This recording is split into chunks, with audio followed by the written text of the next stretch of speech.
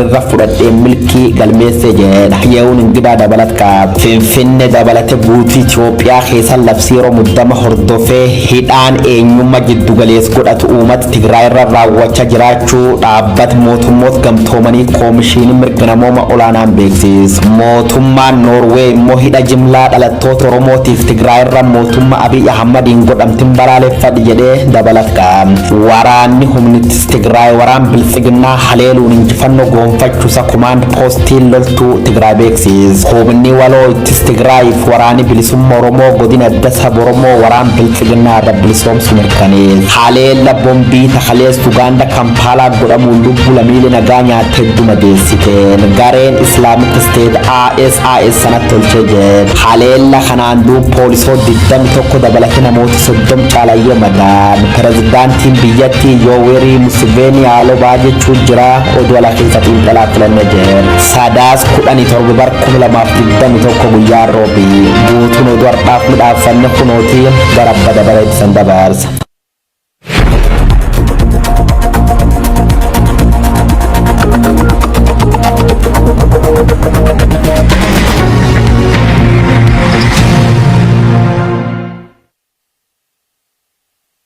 Ashama daawwattoota Oromiyaa Miidiyaa Neetwoork oduu har'aaf qabnu isinitti himaa ani Hunangidaati.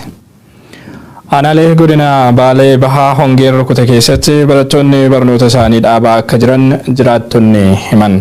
Aanaalee Sawweenaa, Raayituu, Beeltuu, Daawwee Qaachan, Daawwee Sararii fi Laga Hidhaatti hawaasni sababa hongeen beelladoota ooffatee gara aanaalee baddaatti buqqa'aa akka jirutu himama. Aanaaleen gammoojjii godinichaa rooba gannaa hin arganne ka'umsi hongee kanaa hanqina roobaa ta'us koomishiniin ittisa balaa fi qaamoleen mootummaa dhimmi kun ilaallatu rakkoo kana dursanii hawaasa hin akeekkachiifne. Beellinni baay'een gandoota gammoojjii keessatti sababa kanaan dhumaa jiraachuu hawaasni naannoo OMN'tti himaa jiru. Ragaa baay'ina beelladaa fi namoota rakkoo kanaaf saaxilamanii dhoksaa kan jiru mootummaan gama isaatiin rakkoo kanaaf gargaarsa tokkollee gochaa akka hin jirre dubbatu. Aanaaleen hongeen keessa jiru kunneen lagaa fi madda bishaanii hin qabani. Daandiiwwan irraas fagoo jiru. Naannawaa kanatti hawaasni sababa walitti bu'iinsaan naannoo Somaalee irraa waggoota dura buqqa'ellee hanga ammaa osoo hin qubsiifamin bakkee keessa faca'ee jira.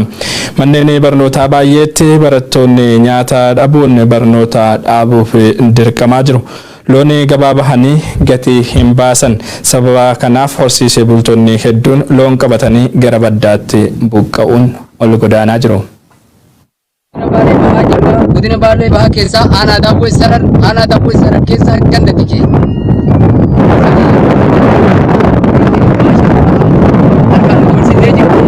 Awwala biyyi teenya sun karaa qabdu karaa irratti wanti nuti karaa keessan asiin dura aanaa keenyarra daldaalluun wadala harreeti. Wadalli harree sun bakka jiru lafa tafee raaqa isaa biraa deemanii jiran. Horsiisee bulaa waan ta'aniif waan aanaan keenya horsiisee bulaa ta'eef rakkoon sun harkaan qabdii wanti nuti fidamnu sun dabartee jirti. Itti aansee taanitti ta'u re'ee jedhanii buru wanni sun gaara keessatti hin duutu. Wanni sun amma gubattee jirti. Bishaan lafa teennaa duratti marroo roobaa bishaan garbaa dhufa. Bishaan garbaa sun hin jiran. Bishaan garbaa yeroo isaan dhuman bishaan dhanaana akka bishaan roobaatti makaman dhugnee jiraan. Bishaan sun ammoo soogda deebi'anii nama garaa muranii saniin dhumuu jirti dubartii fi ilmi xiqqaan bahaa inni saniin dhumee jira. Tahoriitii irraa sabbarree jirraa gaalli kelee fa'atan sun lafatti hafee bakka jiranii wanni kaasuu jiraniin tifta. Dadhabanii oolii dhiiftee ilmeen kulliin jalaa dhumtee inni goggogee kormaan ala du'ee kun dabree kuntu deemuuf jira. Ayni jirullee gabaa geessanii namarraa fuudha. Wani dabarse sun beeku. Gabbeelaa rabbiin oolaan itti dhaabe. Baatii 8 tiifuun irraan buune kurnyaffaa seenuuf amma lakkoomsa kee jirra. Deebiin kan nutti jirtu, beelti tan nutti jirtu yoo rabbiin taate aduun tan nutti jirtu seendaan karaa kan ofiitu jiru seendaan sunillee kan duraan gargaarsa arganne kunoo kan nurraa dhume amma kunoo yoo rabbiin taate amma aduutti akka injiraan aduu kaayanii akkasitti kunoo isiniguu ilaakeessaniyyuu agartuu bifta kana. Wanni keenya rakkinni keenya kana kunoo rabbi kiyya beelarraa dheeburraa kunoo teessaanii nu qabne ibsuti.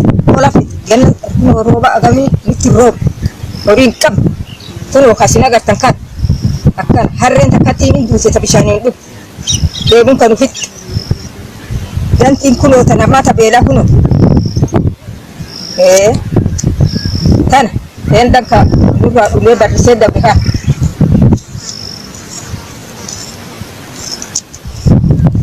Loon 51. lama saa tokko haadha ilmeetta Loon 51 dhumanii Lama ta'a. sa'a tokko faadhaa ilmee nafte. haadha ilmeetta Horii biraa qabda. horii dhibaa qabe Hayyee. Oolan maal gate? oola dhumee gatee waan haasawaan afaan fiidhaa qaban oola gatee dha Sa'a tokko maal itti kennidha? maalitti irraa ciisa lama ciisa Hayyee. Bishaanoo maal obaa? haadha baatee nasba keessaan bahii malee nasba akka jiru Amma haa taatu wanni nuti jennu sun saba Oromoo waan ta'eef.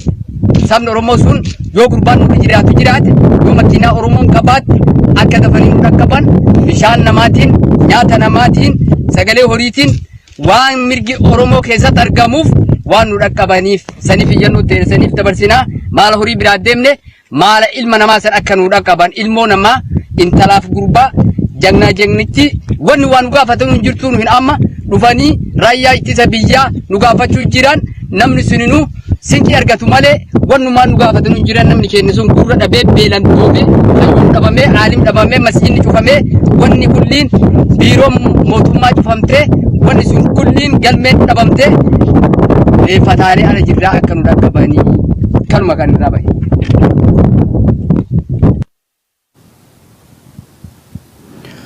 Gara oduuwwan birootti wayitaa ceenu ammoo waraanni bilisummaa Oromoo torbanoota darban keessa zooniiwwan hundaan tarkaanfilee sirna aangoo irra jiru dadhabsan fudhachuusaa ibse. Gabaasni Oolaa Koominiikee akka mul'isutti giddugala lixa kaabaa fi kibba Oromiyaatti tarkaanfilee fudhatamaniin waraanni bilisummaa Oromoo injifannoo kan argate wayitaa ta'u sochiin waraana bilisummaa Oromoo gara baha Oromiyaatiin taasifamus jabaataa dhufuun himameera. Guutuun gabaasa kanaa itti aanee dhiyaata. Waraanni bilisummaa Oromoo torbanoota sadan darban keessa zoonii hundaanuu tarkaanfii fudhachaa turuu fi humnoota sirna biltsiginnaa tiksan irratti tarkaanfii fudhate namoonni injifannoo garaagaraa argataa jiraachuu beeksise. Waboon zoonii giddu galeessaa Shawaa Kaabaa Aanaalee warra Jaarsoo, Hidha Bu'aa Bootee, Kuyyuu fi Darraatti lolaa humnoota murni aangoo irra jiru bobbaasu waliin irra deddeebiin taasifameen humna isaan loluu irratti injifannoo guddaa gonfachuu, hedduu isaanii du'aan adabuu, meeshaalee waraanaa hedduu booji'uu fi magaalota aanaalee kanneen irraan kan hafe gandoota baadiyyaa guutummaatti to'achuu gabaasni Oolaa Koominiikee ni mul'isa. Shawaa Lixaa Aanaalee Amboo, Gindabarat, Midaaqanyii, Meettaa Roobii, Meettaa Walqixxee, Adaa Bargaa fi kanneen birootti lolaa torbanoota lamaan darbaniif sirna aangoo irra jiru waliin taasifameen humnoota sirna biltsiginnaa tiksan hedduu du'aan adabuu fi meeshaalee waraanaa isaanitti fayyadaman booji'uus ibseera. Magaalota aanaarraa kan hafe gandooti baadiyyaa aanaalee kanneen jalatti argaman hedduun waraana bilisummaa Oromootiin dhuunfatamanii jiraachuus gabaasni kun ni mul'isa. Giddugaluma Oromiyaa aanaalee akka Boosat, Dubraa akkasumas magaalota Laga Xaafoo fi Sabbataatti illee torbanoota darban kana keessa waraanni bilisummaa Oromoo tarkaanfii garaagaraa fudhachuusaa waraana sirna aangoo irra jiruuf ergamu hedduus du'aan adabuu fi hedduu ammoo booji'uu gabaasni Oolaa Koominiikee kun ni agarsiisa. Sochii waraana bilisummaa Oromoo zoonii lixaa ilaalchisuun gabaasni bahe kun akka eerutti waraanni bilisummaa Oromoo godinaalee Wallaggaa afranuu keessatti humnoota sirna aangoo irra jiru tiksan waliin lola jabaatti jira. Horra Guduruu Wallaggaa aanaa Abbaay Coomman magaalaa Gabatee Wallagga Bahaa aanaalee Jimmaa Arjoo fi Saasiggaa dabalatee iddoowwan garaagaraatti lolli geggeeffamuu kan ibsu gabaasni kun sochiin hannichatti taasifamaa jiruun daandii Naqamtee Baakkoo dabalatee iddoowwan magaalaa Naqamtee guutummaatti to'achuuf isa dandeessisan qabatee jiraachuus ibseera. Qellem Wallaggaatti kan argamtu aanaan Gidaamii akkasumas Wallagga Lixaa keessatti kan argaman aanaaleen Begee fi Qondaalaa torbanoota darban keessa guutummaatti waboon to'atamuu kan eeru gabaasni Oolaa Koominiikee kun magaalaa godina Wallagga Lixaa kan taate Gimbii to'achuuf itti marsee jiraachuu ibseera. Godinichatti miseensonni humna addaa Oromiyaa 765 ta'an wabootti dabalamaniiru jedhe. Sochii waraana bilisummaa Oromoo zoonii kaabaa ilaalchisuun gabaasni bahe kun akka mul'isutti godina addaa saba Oromoo Walloo keessatti aanaalee argaman humnoonni walta'iinsaa waraanni bilisummaa Oromoo waraanni Tigraay fi hidhattooti hawaasa naannoo walta'iinsaan dhuunfatanii jiraachuu eere. Aanaa Arxummaa Fursii bakka Ciraa jedhamutti humna raayyaa ittisa biyyaa barbadeessuun meeshaalee waraanaa gurguddoo booji'uu kan ibse waboon aanaalee Dawwaa Caffaa Jillee Dhummuugaa, Arxummaa Fursii fi magaalota akka Xaayee fi Sanbatee keessaa waraana sirna biltsiginnaa fi humnoota Amaaraa wal ta'iinsaan qulqulleessuun gara magaalota godina Shawaa Kaabaa naannoo Amaaraa jala jiran kan akka Shawaa Roobitii fi Dabra Biraan to'achuutti qajeeluu isaanii ibseera. Gama zoonii kibbaatiin aanaalee Goorodoolaa fi Waadara jidduutti lolli geggeeffamu lola tureen ammoo humnoota sirna aangoo irra jiru tiksan irraa 20 ajjeefamuu fi 8 madaa'uu eera gabaasni kun sochiin magaalaa Nageellee guutummaatti to'achuuf taasifamus itti fufee jira jedhe. Aanaa Liiban iddoowwan Mugaayyoo fi Dhakaa Qallaa jedhamanichis lolli turuu waraanni sirnichaa 24 fi konkolaattonni isaanii barbadaa'uu ibsa gabaasichi. Sochiin waraana bilisummaa Oromoo zooniiwwan lixaa giddugaleessa kaabaa fi kibba Oromiyaatti taasifamaa jiru kun gara baha Oromiyaattis babal'ateera. Baha Oromiyaa aanaa mi'eessuutti tarkaanfii humni furgaatu waraana bilisummaa Oromoo tibbana fudhateen waraanni sirna aangoo irra jiru 20 caalan barbadaa'uu kan eeru gabaasni kun meeshaalee waraanaa sirnichi itti fayyadamaa ture booji'amuus ibseera. Tarkaanfii aanaa mi'eessuutti fudhatame kana OMN miseensota waraana bilisummaa Oromoo Cibraa Ilmoo Qilxuu dubbisuun gabaasuunsaas ni yaadatama. Injifannoo waraanni bilisummaa Oromoo zooniiwwan hundaan galmeessaa jiraachuu ibsa kana laalchisuun gama sirna aangoo irra jiruutiin hanga oduun kun qindaa'etti deebiin kenname jiraachuudha baatus dhiheenyuma kana koomishiniin poolisii Oromiyaa humna 5 ittiin jedhu kana irratti tarkaanfii fudhachuusaa ibsataa ture. Oduudhuma walqabateen waraanni humna ittisaa Tigraay waraana biltsiginnaa haleeluudhaan injifannoo gonfachuusaa koomaandi poostiin loltummaa Tigraay ibse. Humni waloo ittisa Tigraay fi waraana bilisummaa Oromoo godina addaa saba Oromoo waraana biltsiginnaa irraa bilisoomsuusaa mirkaneessee jira. Waraanni humnoota waloo WBO fi TDF magaalaa Shawaa Roobititti marsuun isaaniis dhagahamee jira. Abrahaam Birruu bal'inaan isinitti hima. የኦሮሞ ነጻነት ሰራዊት አዶታ ወራና ዱረቲ ወሊቲ ፉፊንሳን ፋና ወራና ብልጽግና ሆርዶፉዳን ሀሌላ ሉልቶታ ብልጽግና ረቲ ፉደታ ከጅሩ ሁምኒ ወራና TDF አዶታ ወራና አፉሪ ረቲ ሀሌላ ወሊቲ ፉፋ ጎዴን humnoota biltsiginnaa barbadeessuu fi faffacaasuusaa ibseeti jira. Injifannoo koomaandi poostii loltummaa Tigraay ibse kanaan meeshaalee waraanaa guguddaa fi giddugaleessaa dabalatee qabeenya guddaas waraana biltsiginnaa caccabee baqataa jirurraa booji'uusaa labsee jira. Tarkaanfii loltoota biltsiginnaa fi humnoota finxaaleeyyii Amaaraa irratti fudhatame kanaanis magaalota hedduu fi bakkoota tarsiimoo loltummaaf barbaachisoo ta'an to'annaa waraana bilisummaa Oromoo fi TDF'n dhuunfatamuu ifa godhee jira. Haaluma kanaan godina addaa saba Oromoo adda waraanaa Xaayyeetti tarkaanfii humna ittisa Tigraay fi WBOtiin fudhatameen magaalonni akka Maajate, Karra Qoree, Haxaayee, Sanbatee, Garbii fi kanneen biroo guutummaan guutuutti dhuunfatamuu ifa godhee jira. Humni waloo waraana bilisummaa Oromoo fi TDF duula isaa itti fufuudhaan waraana biltsiginnaa fi humnoota finxaaleeyyii Amaaraa gara magaalota Shawaa Roobit, Bergidii fi kallattii adda addaatiin faffaca'ee haleeluu itti fufee akka jirus ibsa kanaan beeksisee jira. Gama lixa wallootiinis adda waraanaa warra iluu irratti haleellaa wal fakkaataa taasiseen injifannoo boonsaa argachuu ka ibse waraanni Tigraay magaalota akka Kabbee, Sanyoo Gabayaa, Luugamaa fi kanneen biroo qabachuusaa ibsa baasee kanaan mirkaneessee jira. Kallattii ba'aa fi kibba ba'aatiin adda waraanaa miila irratti haleellaa guyyootaaf walitti aansuudhaan taasisaa tureen humnoota biltsiginnaa rukutuun faffacaasuu fi barbadeessuu ibsee jira. Addi waraanaa afraffaan irratti injifannoo galmeessisee adda waraanaa Gaashanaati ka jedhe ibsi injifannoo koomaandi poostii loltummaa Tigraay tarkaanfii kanaanis humnoota finxaaleeyyii Amaaraa hedduu haleeluudhaan lafa tarsiimoo hedduu qabachuu ibsee jira. Sirni biltsiginnaa gama isaatiin rukuttaa waraana humnoota Tigraay fi waraana bilisummaa Oromoo fashilsaa jirra jechuun alatti humni waraana biltsiginnaa lafa deebisee qabates ta'ee injifannoo waraanaa argatee adda baasee waan dubbatee hin qabu.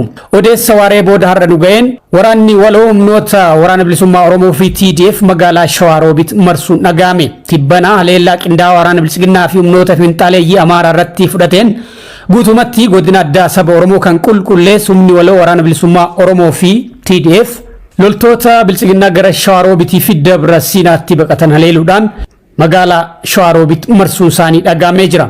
Lola humna waraanaa biltsiginnaa baqataa jiru irratti taasifamaa jiru kanaanis magaalonni fi bakkeewwan murteessoon akka Jaawwahaa, Qaawot, Ambaalaay, Gidimii fi kanneen biroo guutumatti waraana bilisummaa Oromoo fi TDF'n dhuunfatamuu isaanii jiraattonni OMN'if mirkaneessanii jiru.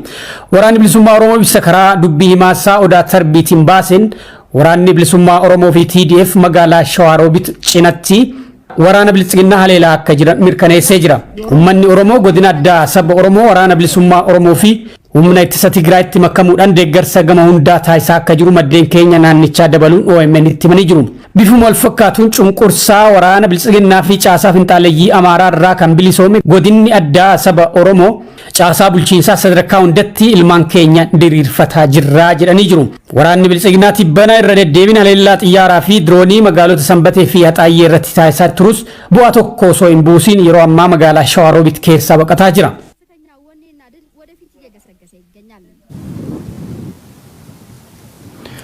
Garaduuwwan birootti wayitaa ceenu ammoo Finfinnee dabalatee guutuu Itoophiyaa keessatti labsii yeroo muddamaa kan ji'oota 6 labsame hordofee hidhaan eenyummaa giddugala godhate dhalattoota Tigraay irratti raawwachaa jiraachuu dhaabbata mootummoota gamtoomaniitti koomishiniin mirga namoomaa olaanaan beeksise. Gochi kun hatattamaan dhaabbachuu baannaan biyyattii diigumsaa fi qoqqoodiinsaa hamaatti geessuu danda'a kan jedhan dureen dhaabbatichaa Antonio Guterres mootummaan Itoophiyaa hojjettoota kiyya kan dabaan hidhee jirus hiikuu qabaa jechuun gaafataniiru. Guyyoo Waariyoo gabaasa Reuters fi Al Jazeera irraa argate akkattaan itti qindeesseera. UN and humanitarian sources say they were arrested during government raids targeting Tigrayans. Labsii yeroo muddama kasarni Biltsiginnaa dhiyootaan baasu hordofee namooti 60,000 lakkaa'aman Itoophiyaa keessa gosaan fo'amuun hidhamaa jiran kan jedhu dhaabbati biyyoota gamtoomanii United Nation. Wanni ta'uu jira hunaad mala jechuun quufdhaaf qabibsaat. Waraan kaaba Itoophiyaa waggaa tokko oliif Abiy Ahmadiif Dabratsiyoon jidduu godhama jiruun koomni hedduun ijjeefamanii 60,000 madaawaan. Dubartoota hedduun gudeedamuun baay'ee nyaataman.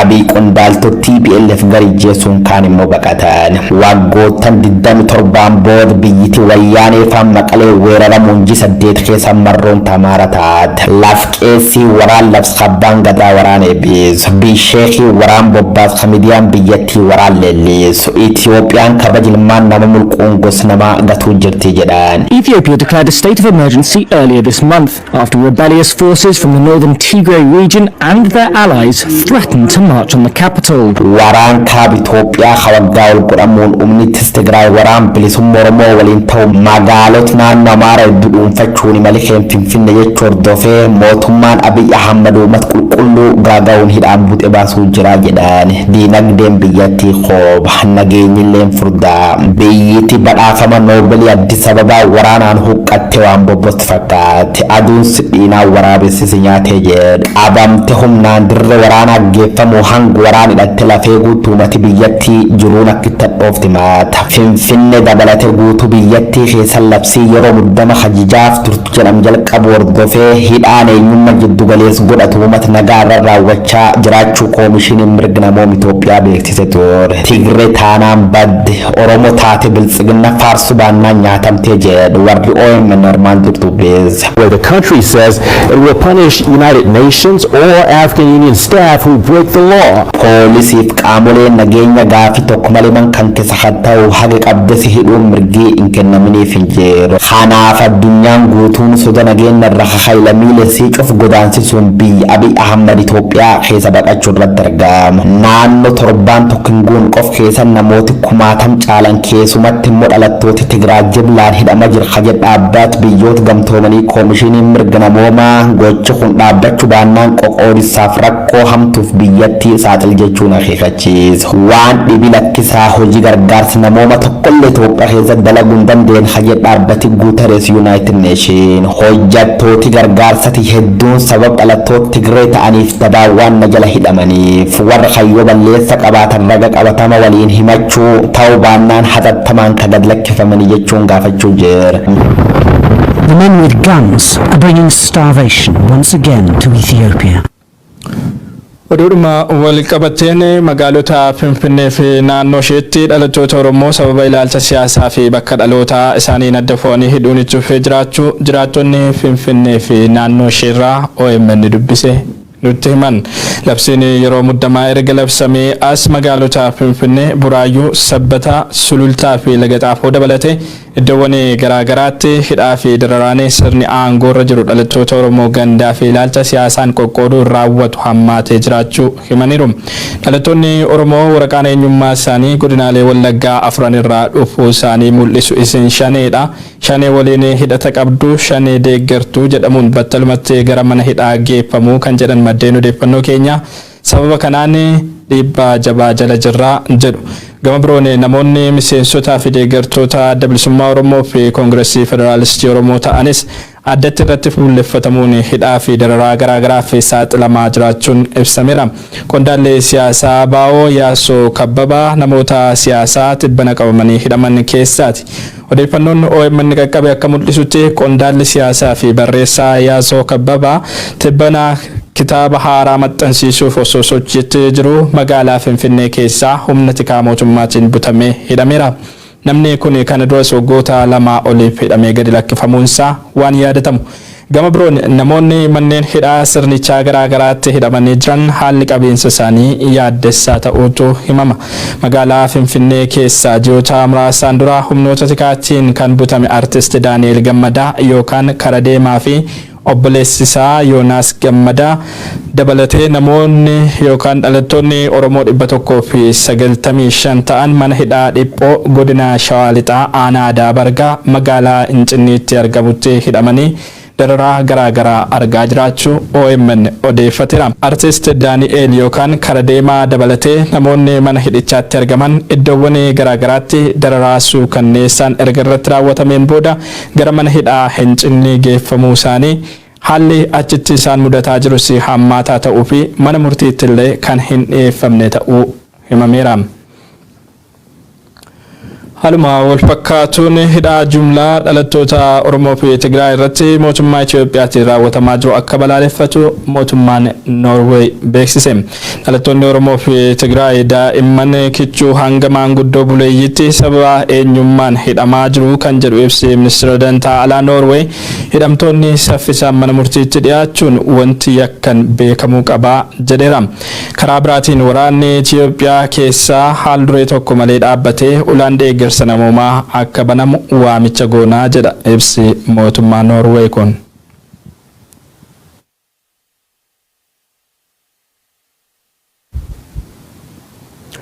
Gara oduutti aanutti wayitaa ceenu waraana Tigraay fi dhimmoota biroo ilaalchisee qondaalonni mootummaa odeeffannoo qabatamaa fi gahaa akka hin qabne deetaan ministeera dhimma alaa Ambaasaadder Reedwaan Huseen himan. Hunduu haguma galeef hanga beeku himuu qaba malee ragaalee fi odeeffannoo guutuu hin qabnu jedhan qondaalli mootummaa olaanaan kun. Qondaaltonni mootummaa odeeffannoo sirrii hin taanee fi itti hin amanne waliin rakkachaa akka oolan himan Ambaasaadder Reedwaan marii dippiloomaatota waliin yeroo dheeraa booda godhaniin. ዓለም አቀፍ ማህበራት ጫናውንም ተቋቁመን ቀደም እንዳላችሁት የኢትዮጵያ አንድነትም ከመቼውም ጊዜ በላይ ከፍ ያለበት ጊዜ ስለሆነ ቀዳዳዎቻችንን ዘግተን በአንዳችን ጉድለት አንዳችን ሞልተን በድምር ውጤቱ እንዴት እናሸንፋለን በሚለው ላይ ተጋግዞ መሄድ ነው ሊሆን የሚችለውና አንዳንዴ በወቅቱ መብራራት የማይችሉን የማይገባቸው ነገሮች ይኖራሉ። ኢባ ሐዋሳ አዱኛ ደምደመኔ ቃው ኬኛ ጩፋቹዳን ሂርና ወሊ ጉቱ ወልገርጋር ደሙ ቀምና የሮ ቶኮ ቶኮ ወኒ ዱበቹን ረንጂራን ነጅራ ገሩ ካዩ መቀበነ ቀበነ ደሙዳ ሃል ዮም ጀተሞ ኢብሰበላ ይረት ጋፈና አማፍ ገሩ ሁንዱ ዋኑ ማርካ ቀቡ ቀበቴ ደሙዳ አኒ መታን ኮሚዲያፍ ኦዴፈኖ ከኒ ጀደሜ ረመደሜ የሮ ቶኮ ቶኮ ዱቢና ዱፉ ዲዳ ወንን ኢትነመነስ አከን በርባደሙ ጅራ የሮ ከና ኢብሰ ሚዲያ ዳፍ ከኑፍ ነረከት ገሩ አጉመና ገለ ወሊት ፍፊዴን ሆጀቻ ደም ጉያ ጉቱ ወሊት ቧውል ፖሊሲ ናፊዱ መከላከያ ናፊዱ ወርቲካ ሀፊደን ጀኔ አተካሮ ረወል አተካሮ ከነገሩ ኡመታ ፊሊፕስኑ ሱን ሁምነ ኢትዮጵያ ዲጉፍ በልበለ በኑዳ ዋኑ ማርካ ቀምኑ ፊ ቤክን ወሊት እርብኔ ዱበን isinis mootummaarraa yeroo mara deebii quubsaa fi sirrii argachuu dhabuu dandeessu. Nus akkanuma argachaa waan hin jirreef. Kanaafuu waanuma harkaa qabdanii fi beektan dubbadha. Wabii biraan qabnu. ሁሌም በቂ መልስ ባታገኙም እኛም ያገኘን ስለማይሆን ባንዳንዱ እርስ በርሳችን ስንጨቃጨቅ እንውላለን። መከላከያ የነምጣ ፖሊስ የነምጣ ደህንነት የነምጣ እያለን እኛም ስንከሳት ነው የምንውለው። ግን ለፓብሊኩ አናወጣው። ለኢትዮጵያን ለማተራመስ ለሚፈልጉ አካላት አንገልጽም። የቻልናትን ያክል እንቃርንና የቃረናትን እንሸጣታለን። ከነድክመቷም ቢሆንና በእናንተም ረገድ ይሄን አጠናክሮ መቀጠል ነው ዘላቂው ዋስትናችንና ድላችን የሚያረጋግጠው የሚል እንደ ምክርም ለመውሰድ ነው። በሁሉም ጉዳይ መደሰት፣ በሁሉም ጉዳይ መስማማት፣ በሁሉም ጉዳይ ዝርዝር ማብራሪያ ማግኘት ለግዠሪ ነው በእንደዚህ አይነት ጊዜ። Mariin biyyoota miseensa IGAD rakkoo Itoophiyaa fi fala barbaacha Yuugaandaa Kaampaalaatti geggeessuuf turan haqame. Mariin biyyoota miseensota IGAD dhimma Itoophiyaa irratti fuulleffatee fi rakkoo biyyattii mariin furuu kaayyeffate kun kaka'umsa pirezidaantii Yuugaandaa Yoweri Museveniitiin kaleessa taa'amuuf kan karoorfame ta'ullee haqamuunsaa ibsameera. Haqamuun marii kana haleellaa kaleessa magaalaa Kaampaalaatti raawwatameen walqabachuu akka hin oolletu himamaa jira. Haleellaa gareen biyya Koongoo maadheffate Allied Democratic Force jedhamu raawwachuunsaa himamaa jiruun namoonni 30 kan ta'an madaa'uu miidiyaaleen gabaasaa jiru. Haleellaa kaleessa magaalaa guddoo Yuugaandaa Kaampaalaa naannoo waajjira poolisii fi gamoo paarlaamaa biyyattii cinatti dhaqqabuun himame kanaan gocha balleessanii baduu gareen shoror keessaa moggaafame raawwatedha jedhu warri mootummaa biyyattii.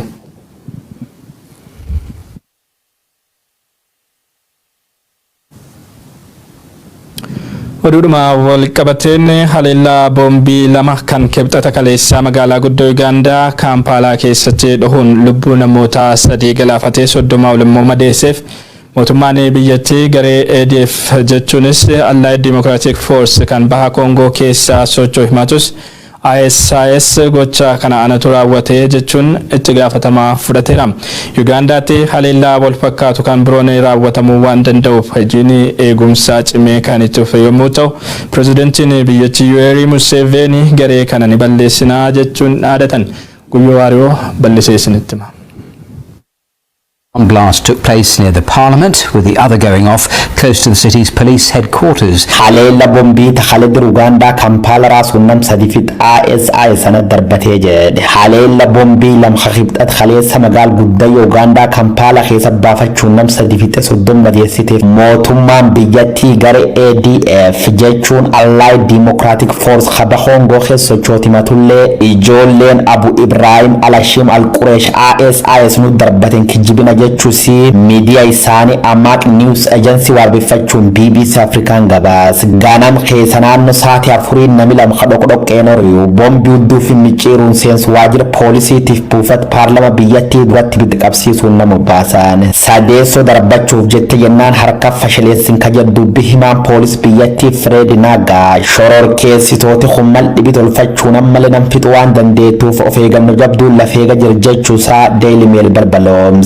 So far of the injured persons, we've rushed to Mulago National Referral Hospital. Haleella kan hordofeduu miseensoti mammari bakbootu mataa akka gargaamu paarlaamaa kanatti dhiyaan kadhawwamayyoo ta'an poolisoota lamdabalate namoota ijjeefaman kanaan alalleetti miseensoti garee tana tokko bidda waliin qabamu sa miidiyaaleen gabaasan yakkoota sarbam mirga namoomaa jimlaan nam raachiituuf gaazexeessitoota dabalate namoota kooliyyee qaqqaluun dhaabbilee idil addunyaa kamufachiiftu loltooti fuul gonofaatuun baadisii kan irraa kaka'e dhaabbata mootummoota gamtoomaniitiin shororkeessitoota jechuun farrajamuun addunyaa dhadhuu jirti. Jalqaba bara 2015 irra eegaluun durdeemummaa Ameerikaatiif gamtaa mootummoota addunyaatti waraana irra banamuus garee finxaalayyaa Boko Haram, Al-Shabaab, Al-Qaayidaa, Harakaat Al-Shabaab, Al-Muhaajidiif Taalibaan fa waliin tokkummaa midhaaffatte namoota hedduu karaachiiftu loltoota Abubakar Al-Bagdaadiituun haleella jajjabdu jeettiif taankiin godhamte Ameerikaan akka bokka yaandoo Sooriyaa fi Iraaq keessatti rabbantee miidhamuu si dubbatame.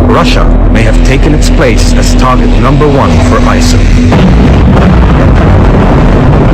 Gareen tun amma maaliif Uganda haleeluu akka barbaaddu wanni beekam jiraachuu baattullee dhiyoo tanas mootummaan biyyattii wargare tanaan waltidhat qaban hedduu hidhuusaa dubbatama. Hanga ammaa haleella kanaan wal qabatee wanni fa beekam jiraachuu baattullee warri miidhaman 30 keessa 21 poolisii biyyattii ta'uu dhaabbatii fannoo diimaa ragabaa.